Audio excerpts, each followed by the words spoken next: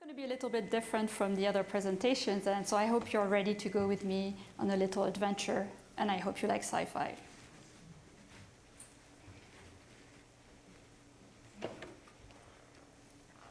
The year is sometime in the future.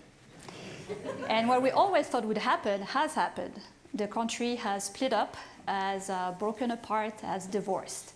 Except we always thought this would be along a straight line. Blue on one side, red on the other, the north versus the south, the coast versus the middle, cities versus countryside, something like that, something neat. But people are not neat.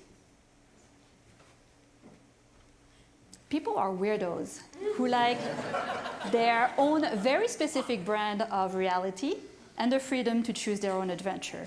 And sometimes that includes aliens or hot yoga. So what turned out happening is that people split into loads of belief bubbles, the physical representations of their favorite online conspiracy theories. A flat earth bubble here, a Pizzagate bubble there,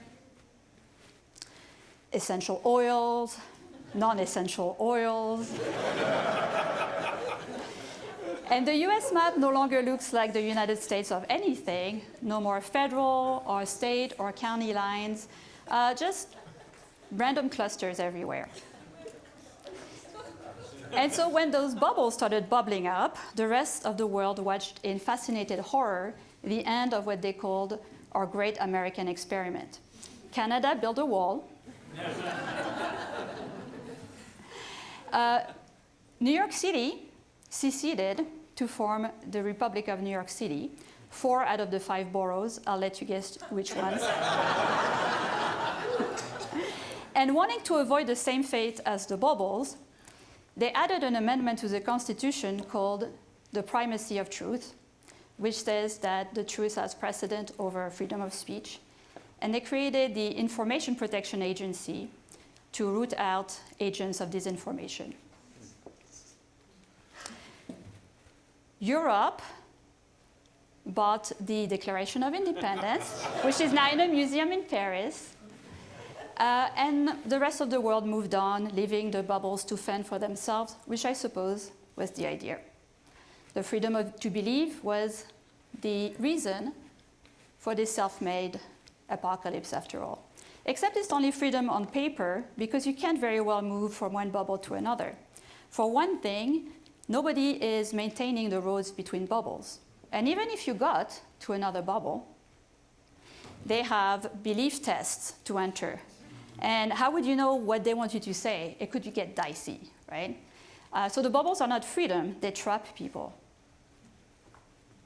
At this point, you probably wonder, how did we get here? And you're thinking it was AI.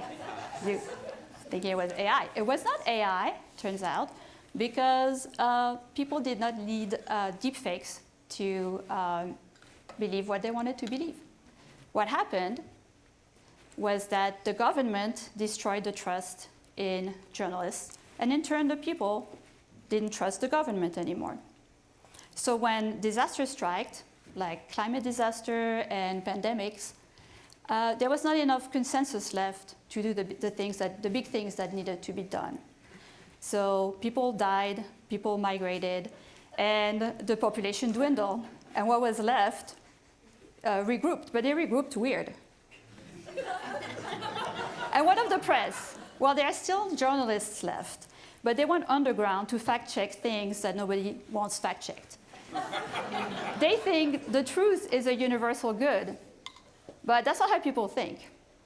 People think the truth is inconvenient and uncomfortable, and they would prefer to live in a world where they are always right, even if it means sacrificing their basic needs. So all the journalists have to do now is report and record what is happening during these dark ages, not for today's people, but hoping that tomorrow's people will have found their way back to sanity. Eventually, a truth bubble appears, where people worship the truth and read the newspaper like the Bible. But it's too late, and the truth is a concept that they no longer understand.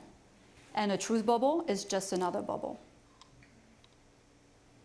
But Marie, you say, what's going to happen with this future where truth is in the eye of the beholder?